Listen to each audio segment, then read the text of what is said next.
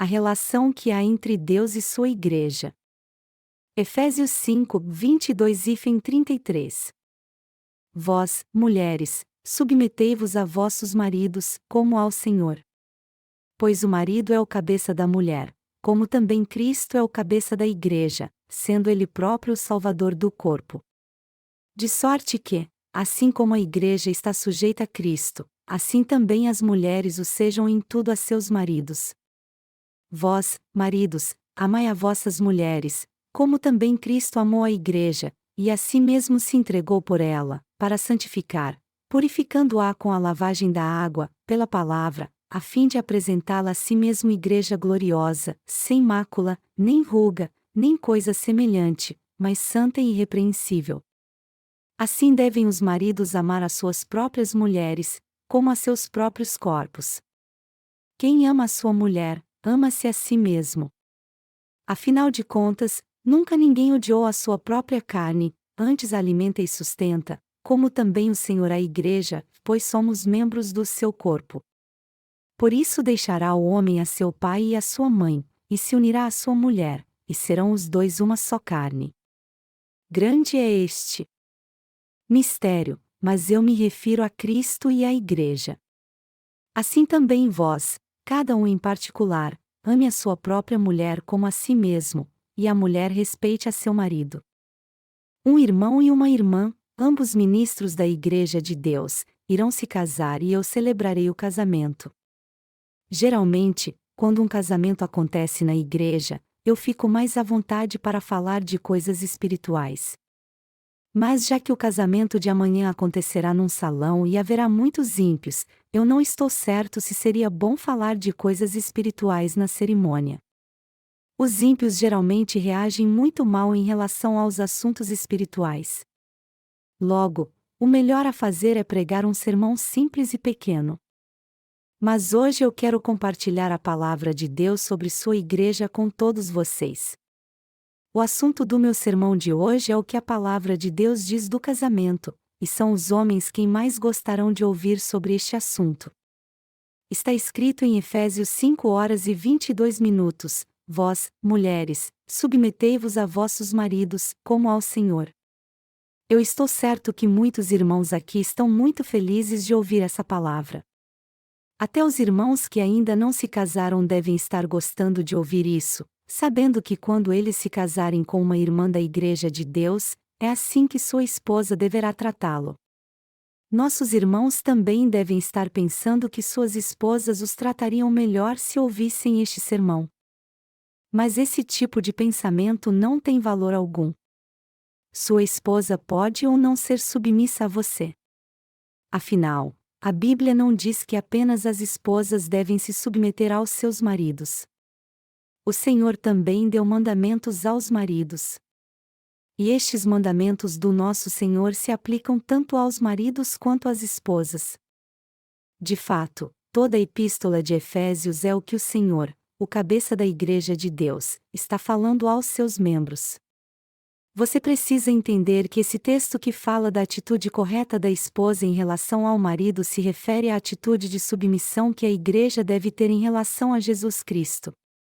Caso a Igreja de Deus não se submeta a Jesus Cristo, ela não receberá seu amor. E uma igreja assim não é uma igreja que Deus ama. Quando o apóstolo Paulo falou das esposas, ele na verdade estava falando da Igreja de Deus nessa terra. O que o apóstolo Paulo diz aqui na Epístola de Efésios não é uma obrigação moral ou uma regra ética que há na relação entre marido e mulher, mas uma relação que há entre Cristo e a Igreja. A Igreja de Deus deve se submeter à vontade de Jesus Cristo. Isso é algo óbvio. E é por isso que a Bíblia diz de modo bem claro: pois o marido é o cabeça da mulher, como também Cristo é o cabeça da Igreja, sendo ele próprio o Salvador do corpo. Efésios 5:23. Em outras palavras, Jesus Cristo é o cabeça da Igreja de Deus, e como membros da Igreja, você e eu temos que fazer sua vontade como os membros do corpo se movem conforme manda a cabeça.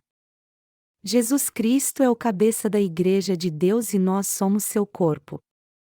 Por isso, já que o marido é o cabeça da mulher, Jesus Cristo é o cabeça da Igreja de Deus.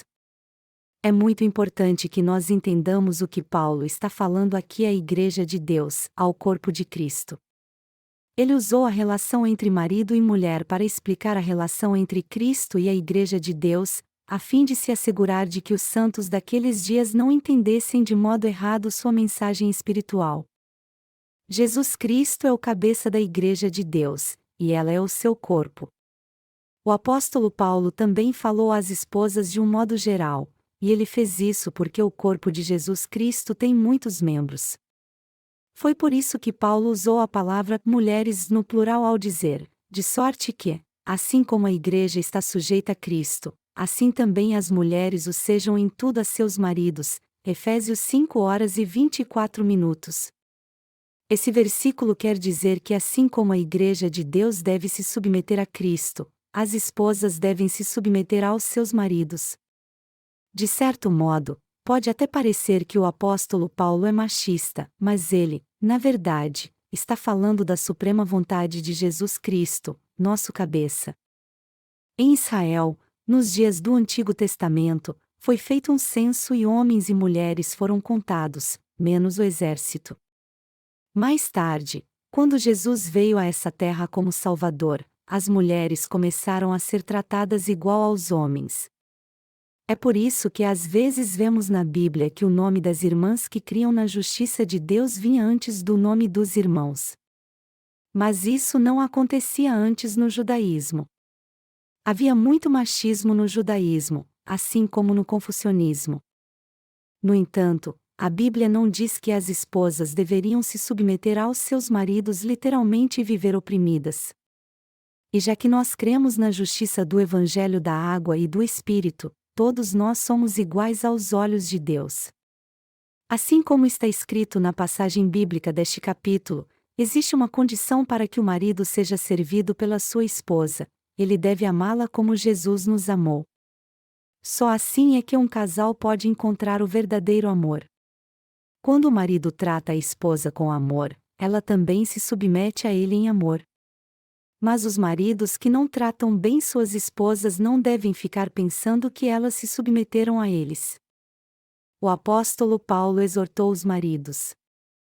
O apóstolo Paulo diz em Efésios 5:25 e 27, vós, maridos, amai a vossas mulheres, como também Cristo amou a igreja, e a si mesmo se entregou por ela, para santificar, purificando-a com a lavagem da água, pela palavra, a fim de apresentá-la a si mesmo igreja gloriosa, sem mácula, nem ruga, nem coisa semelhante, mas santa e irrepreensível. Como os maridos devem tratar as esposas? Paulo disse que eles devem amar suas esposas como Cristo amou a igreja e se sacrificou por ela. Isso significa que todo marido deve amar sua esposa se sacrificando por ela como Jesus Cristo fez por sua igreja. O apóstolo Paulo deixa claro aqui que todo marido deve amar sua esposa não apenas espiritualmente, mas em seu corpo e em sua alma também. O que Jesus Cristo disse a todos nós que cremos no Evangelho da Água e do Espírito? A resposta para esta pergunta nós podemos encontrar em Efésios 5:26 e 27, para santificar, purificando-a com a lavagem da água, pela palavra, a fim de apresentá-la a si mesmo igreja gloriosa, sem mácula, nem ruga, nem coisa semelhante, mas santa e irrepreensível. Jesus Cristo é o noivo e nós somos sua noiva, e ele purificou todos os nossos pecados e tirou todas as nossas culpas ao ser batizado por João Batista quando veio a essa terra. Ao vir a essa terra, o noivo celestial foi batizado por João Batista, o representante de toda a humanidade, e assim tirou todos os pecados daqueles que seriam sua noiva. E ele purificou sua noiva de uma vez por todas ao ser condenado na cruz em seu lugar. Em outras palavras, ao tirar todos os pecados da sua noiva e purificá-los através do batismo que recebeu de João Batista, o Senhor os purificou a todos, assim como nossas transgressões. Jesus nos purificou com sua palavra. E ao deixar gravado a palavra da salvação que apagou todos os nossos pecados na palavra de Deus que seria pregada a todas as gerações futuras, o Senhor tornou possível crermos nessa obra e assim purificou os pecados do nosso coração. Melhor dizendo, nosso Senhor apagou de uma vez os pecados de todos nós que cremos no Evangelho da Água e do Espírito e nos salvou de todos eles. Deste modo, o Senhor nos tornou justos e santos por meio do Evangelho da Água e do Espírito. E Ele nos recebeu como uma igreja gloriosa, santificada e sem nenhuma mancha de pecado. Jesus Cristo veio a essa terra por todos aqueles que seriam sua noiva. O que Jesus fez por sua noiva? Ele tirou todos os seus pecados quando foi batizado por João Batista, purificou todos eles ao morrer crucificado e ressuscitou dos mortos. O apóstolo Paulo diz na passagem bíblica deste capítulo que Jesus purificou todos os nossos pecados com a água. Isso significa que a fé de Paulo é a mesma que a nossa, que ele cria no Evangelho da Água e do Espírito como nós. O apóstolo Paulo pregou o Evangelho da Água e do Espírito ao longo de todas as suas epístolas e falou da verdadeira salvação. Ao explicar como nossos pecados desapareceram, ele diz que Jesus os purificou com a água. Todo o pecado daquele que se tornou noiva de Jesus Cristo foi purificado pelo batismo que ele recebeu de João Batista. Por Jesus ter purificado todos os nossos pecados ao ser batizado por João Batista, por ele ter sido condenado por todos os nossos pecados de uma vez por todas, por aqueles que creem nessa verdade, todos os nossos pecados desapareceram. E já que nossos pecados foram passados para Jesus em seu batismo, todos nós que cremos nessa verdade nos tornamos sem pecado. O Senhor então deixou registrado essa palavra do Evangelho da Água e do Espírito para que ela fosse pregada a você e a mim agora. Jesus Cristo, o Filho de Deus, purificou todos os nossos pecados com seu batismo.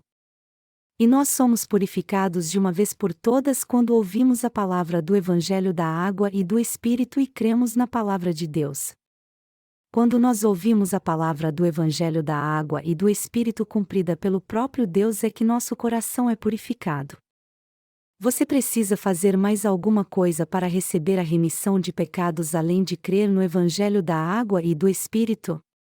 Você crê que algo mais pode apagar seus pecados? Não, claro que não. Mas alguns cristãos acham que podem ser purificados se clamarem ao Senhor com ardor no coração várias vezes e em meio às lágrimas. Entretanto, esse tipo de fé não é racional nem espiritual, apenas supersticiosa.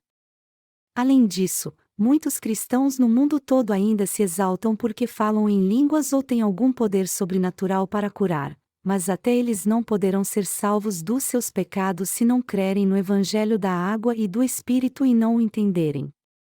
É por isso que eu considero estes cristãos desviados como nada mais do que um bando de feiticeiros. Eles não passam de feiticeiros que dizem crer em Jesus. Recentemente na Coreia, os pentecostais organizaram um grande encontro de avivamento num estádio enorme que foi transmitido pelo canal de TV cristão. Todos os líderes, pastores e irmãos adoravam a Deus reunidos e oravam a Ele, e a maioria das pessoas falava em línguas. O grande culto de avivamento em pouco tempo virou um encontro de pura emoção. Mas o que parecia um fervor religioso era realmente algo do Espírito Santo. Nos dias da igreja primitiva, falar em línguas era falar vários idiomas que eram compreendidos por todos, Atos 2, 6, 11. Mas quando os pentecostais atuais falam em línguas, eles dizem coisas incompreensíveis que certamente não são inspiradas pelo Espírito Santo. De fato, a maioria deles é treinada para falar em línguas de uma forma artificial. Eles reúnem quem não consegue falar em línguas e os treinam a dizer aleluias várias vezes e cada vez mais rápido. Aí então, essas pessoas começam a falar coisas totalmente sem sentido que ninguém neste mundo entende. Mas é isso que significa falar em línguas realmente? Esses barulhos estranhos podem de fato purificar todos os pecados de alguém? Não, claro que não. No entanto, minha intenção não é criticar os pentecostais que falam em línguas, mas enfatizar que Deus purifica todos os crentes dos pecados do mundo lavando-os com a palavra do Evangelho da água e do Espírito. Foi isso que o Senhor disse a todos nós. Jesus Cristo é o noivo que purificou todos os nossos pecados de uma vez por todas com a palavra da água e do Espírito. É isso que temos que confessar sempre que adorarmos a Deus. Ao ser batizado por João Batista, Jesus tirou todos os nossos pecados e os purificou de uma vez por todas. Através do Evangelho da água e do Espírito, Jesus levou todos os pecados do meu e do seu coração de uma vez por todas e cumpriu toda a justiça de Deus. E já que todos os nossos pecados foram passados para a cabeça de Jesus, nós crentes ainda temos algum pecado? Não, nós não temos mais nenhum pecado. Então, sempre que nós orarmos a Deus ou adorarmos, temos que confessar que Ele nos santificou e nos tornou totalmente justos. Quando a Bíblia diz aqui que Deus nos tornou santos, isso quer dizer que Ele enviou o Espírito Santo para habitar no coração de todo aquele que crê no Evangelho da água e do Espírito. Esta é a verdadeira obra abençoada do Espírito Santo. A obra mais santa de Deus foi Ele ter apagado todos os nossos pecados com o Evangelho da água e do Espírito. Nós só seremos santos realmente quando o Espírito Santo habitar no nosso coração. O Senhor nos tornou santos e sua noiva perfeita e sem mancha aos olhos de Deus. Jesus Cristo é o noivo espiritual que nos tornou sua noiva de uma vez por todas.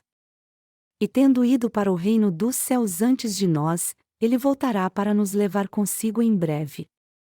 É por isso que todos devem se santificar de todo o coração crendo no Evangelho da água e do Espírito, que nos veste para as bodas. Só se fizermos isso é que nós seremos vestidos para as bodas e entraremos no reino dos céus. Os que receberam o Espírito Santo em seu coração crendo no Evangelho da água e do Espírito foram convidados para a festa celestial e o Senhor os levará para o seu reino. Todavia, aqueles que não fizeram isso ainda serão lançados para sempre no inferno. É isso que o Senhor nos diz em Mateus 22, 14. O casamento em termos carnais. O marido deve amar sua esposa como a si mesmo. É por isso que marido e mulher são um só corpo, e, portanto, amar a esposa é o mesmo que amar a si mesmo. Se você ama a si mesmo, é assim que você deve amar sua esposa, pois ela é seu próprio corpo. Eu tenho certeza que nossas irmãs casadas aqui entendem isso muito bem. Sendo assim, se amamos realmente a justiça de Deus, nós então seremos amados por Ele do mesmo modo. Mas se não amarmos o Senhor de todo o nosso coração, nós não seremos amados assim por Ele então. Está escrito em Efésios 5, 29 e 30, afinal de contas, nunca ninguém odiou a sua própria carne, antes a alimenta e sustenta, como também o Senhor a Igreja, pois somos membros do seu corpo.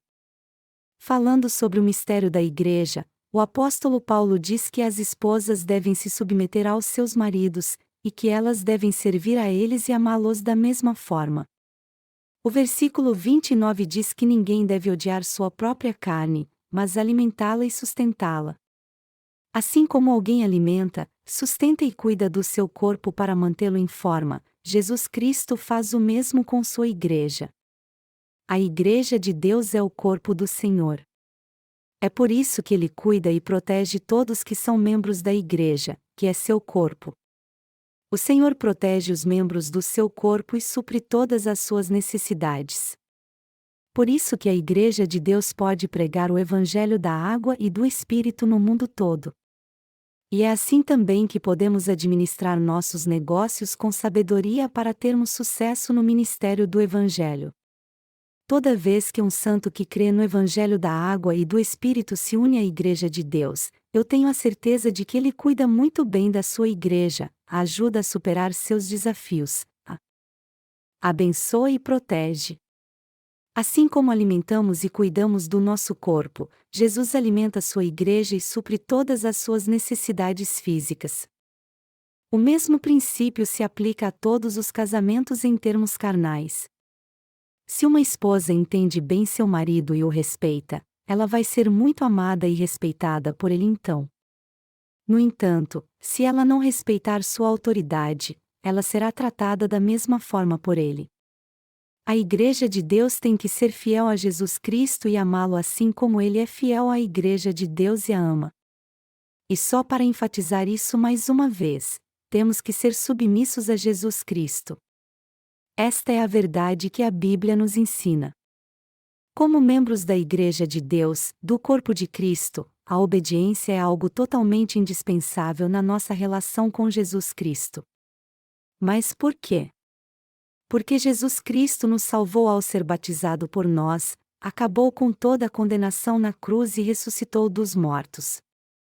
E com a palavra da salvação, Ele nos glorificou e purificou nosso coração, além de nos alimentar e proteger fielmente para que nada nos falte.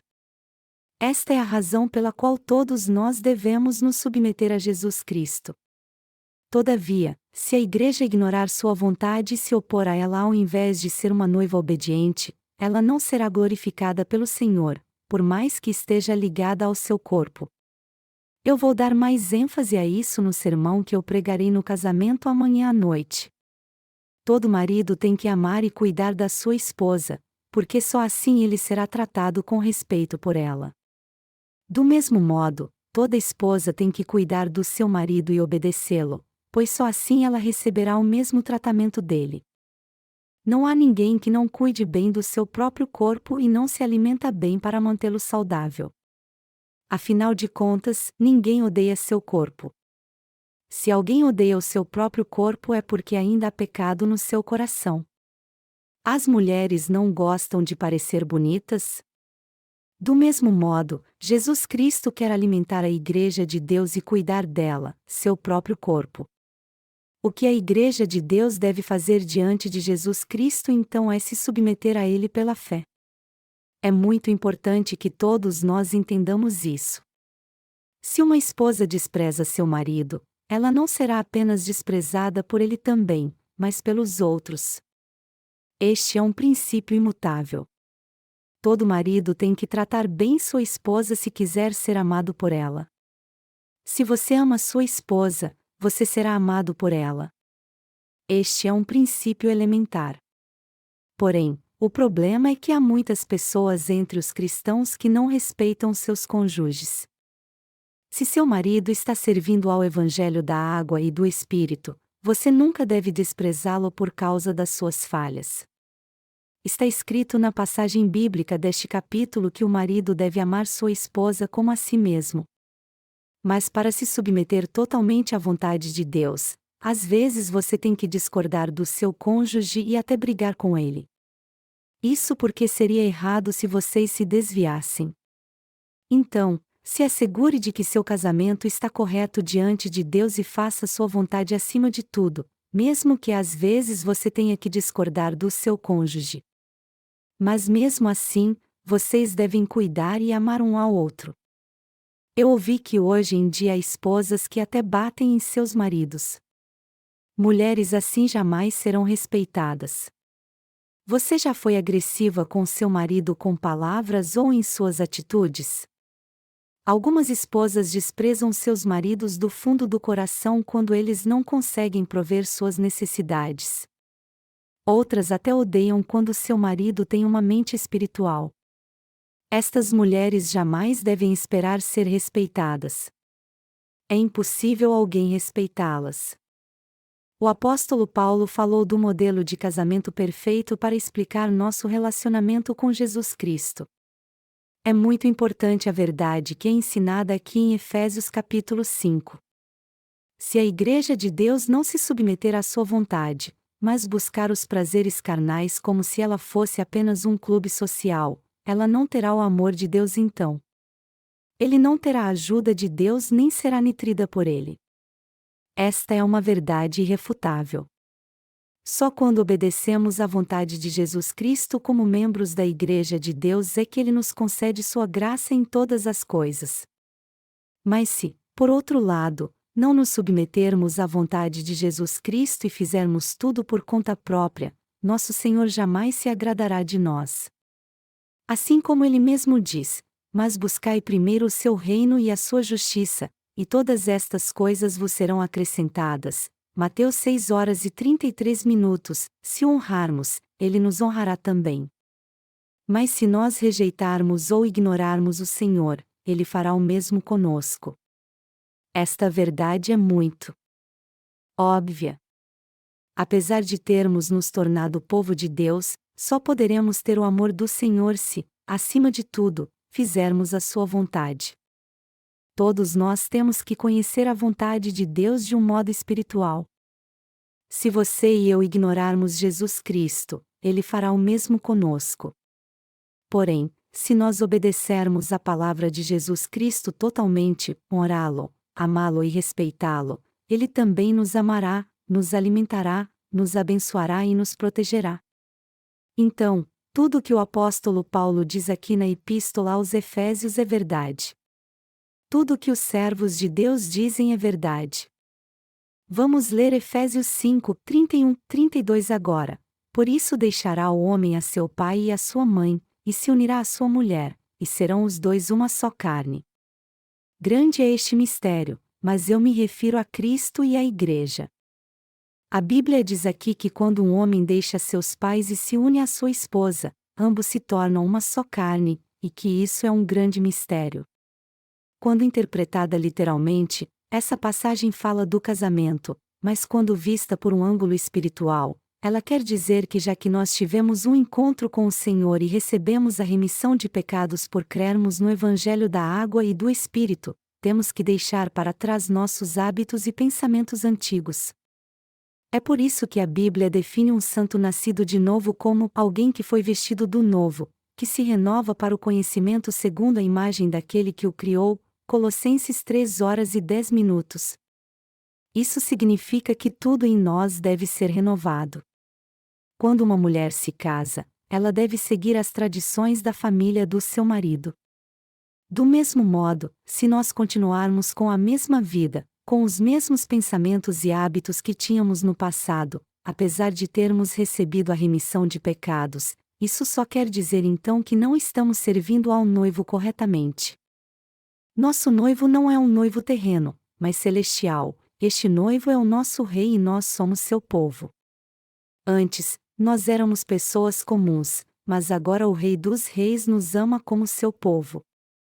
E por termos nos tornado povo de Deus, nós não agimos, pensamos ou falamos mais como as pessoas miseráveis e sujas que éramos no passado.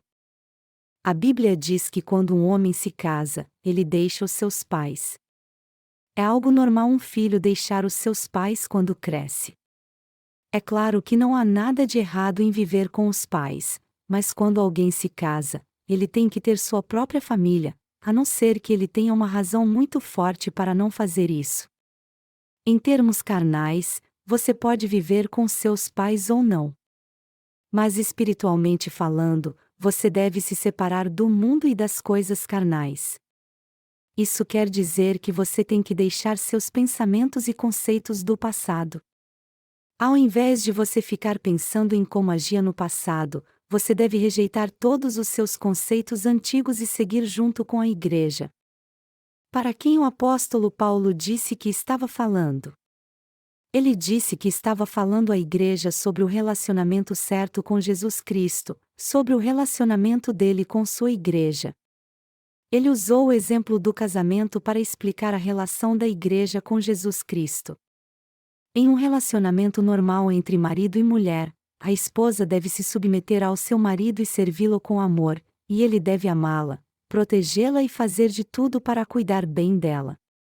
Esta é a base de todo casamento sadio, e só quando este alicerce é colocado é que um verdadeiro lar de amor é construído. Trazendo isso para um contexto espiritual, a Igreja tem que se submeter a Jesus Cristo para ter uma relação saudável com Ele.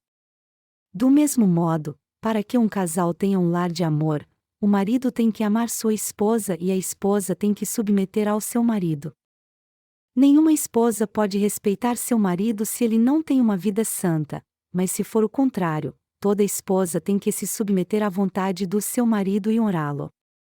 Se o seu marido está servindo ao Senhor, você tem que respeitá-lo como servo de Deus, apesar das suas falhas. A Bíblia diz claramente que todo marido deve amar sua esposa como a si mesmo, e que a esposa deve honrar seu marido. O casamento mudou muito hoje em dia. Muitos casais se divorciam ao primeiro sinal de problema, porém a passagem bíblica deste capítulo não deve ser entendida pelo prisma das tendências que há na sociedade hoje em dia. Essa passagem tem que ser vista segundo as normas do casamento no contexto do judaísmo e do relacionamento entre Jesus Cristo e a Igreja de Deus. Em outras palavras, assim como cada casal tem que se esforçar para edificar seu relacionamento sendo submissos um ao outro, respeitando, orando e cuidando um do outro, a Igreja de Deus tem que edificar seu relacionamento com Jesus Cristo. Há muitas lições espirituais e atuais a serem aprendidas nessa passagem que nos ensina o que é certo ou errado a fazer. Tanto o marido quanto a esposa têm que se esforçar para ter um relacionamento saudável. Se o marido ignorar sua esposa, ela não o tratará bem então, pois ela só fará isso se ele fizer o mesmo com ela. Do mesmo modo, a igreja não deve esperar receber muitas bênçãos de Deus se rejeitar sua vontade e fizer só o que ela quer. Se a igreja não fizer a vontade de Deus e não servir ao Evangelho da água e do Espírito agora, Ele nos abençoará para que sejamos prósperos em tudo o que fizermos. Não, é claro que Ele não nos abençoará. Na verdade, é justamente por a igreja, o corpo de Deus, estar fazendo sua vontade é que Ele a abençoa em tudo o que ela faz. Deus está suprindo as necessidades de sua igreja, protegendo-a e a abençoando justamente porque ela está servindo ao Evangelho. Nós temos muito a aprender na palavra de Deus. Muitos maridos na Coreia ainda estão presos às velhas tradições do confucionismo e acham que só porque são homens não podem ajudar nas tarefas domésticas, algo que tradicionalmente era reservado às mulheres. Mas este conceito está muito errado. Os ensinamentos tradicionais do confucionismo são tão cheios de preconceitos contra as mulheres que esperam que elas façam tudo para servir aos homens, e está dentro da ordem natural das coisas eles acharem que os homens estão acima das mulheres. Todavia, homens e mulheres são iguais aos olhos de Deus. Todos os nossos irmãos e irmãs são santos para Jesus Cristo.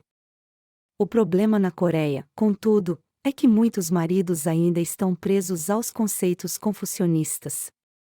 Se você tem uma esposa, você não deve tentar dominá-la, recusando-se a ajudá-las nas tarefas domésticas e esperando que ela faça tudo quando você volta do trabalho e fica sentado na sala. A tarefa doméstica é algo que você tem que fazer com sua esposa. Na verdade, você tem que fazer tudo com sua esposa.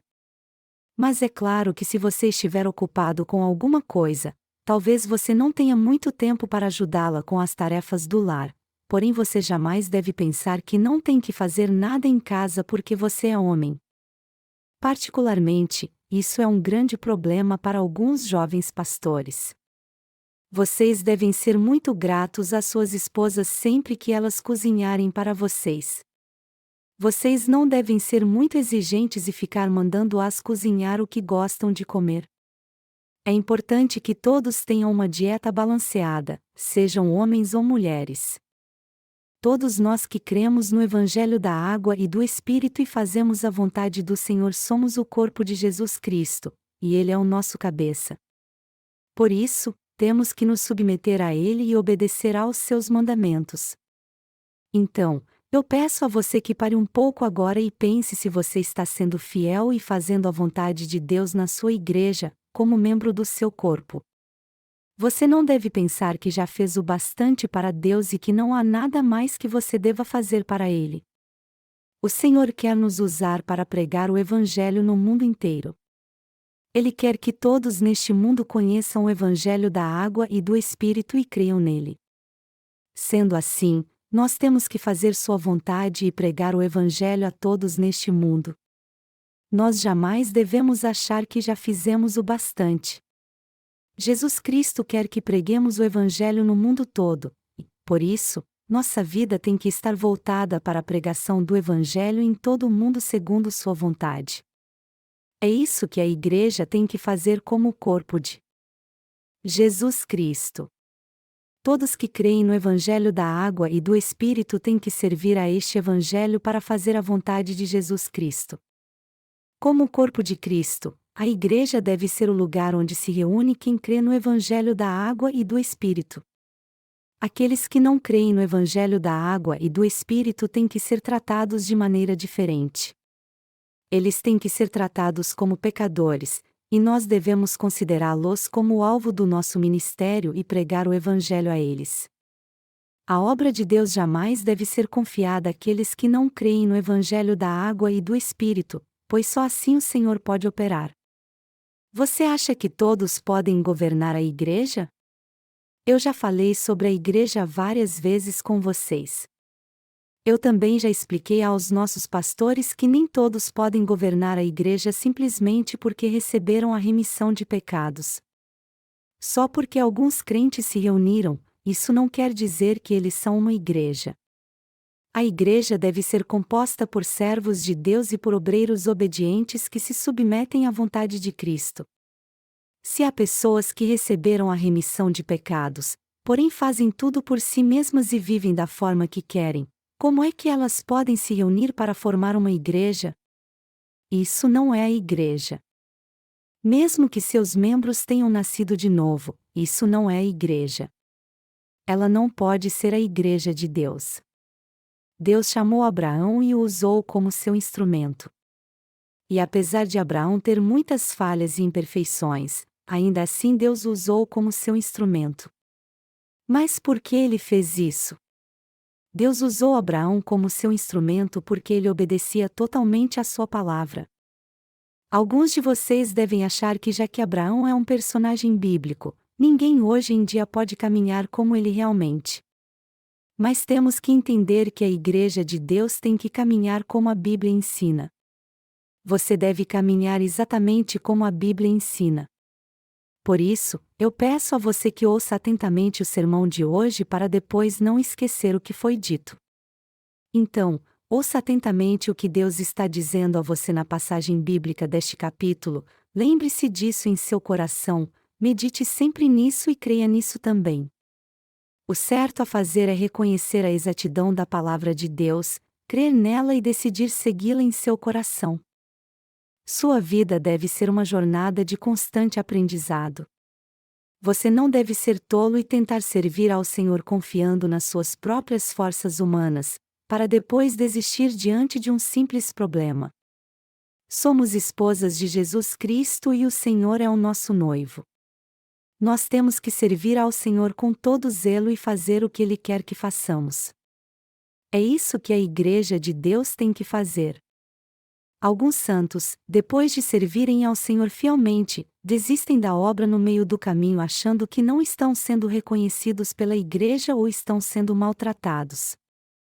No entanto, todos nós, independente se nosso trabalho está sendo reconhecido pelos outros ou não, somos a noiva de Jesus Cristo e, portanto, todos nós temos o dever de servir ao Senhor a vida inteira. E para nós servirmos ao Senhor a vida inteira como sua noiva, temos que nos submeter de qualquer maneira à vontade do noivo. Nosso noivo é um homem deste mundo? Nós podemos confiar em alguém deste mundo? Podemos confiar no amor deste mundo? Não, de forma alguma. Mas o noivo o qual você e eu servimos não é uma simples criatura deste mundo. Ele é o Rei dos Reis. Ele é o Ser Supremo. É por isso que nós temos que obedecer a Ele totalmente. Nós temos que exaltar Jesus Cristo, nosso noivo. Temos que nos alegrar junto com Ele e segui-lo em obediência. Além disso, nós temos que rejeitar nossas vontades que se opõem à vontade do Senhor, pois só assim poderemos ser amados por Jesus Cristo nossa vida inteira como sua verdadeira noiva. Eu espero que Deus adorne cada um de vocês como sua amada noiva e que as pessoas de fé façam a vontade de Jesus Cristo e sejam obedientes a Ele.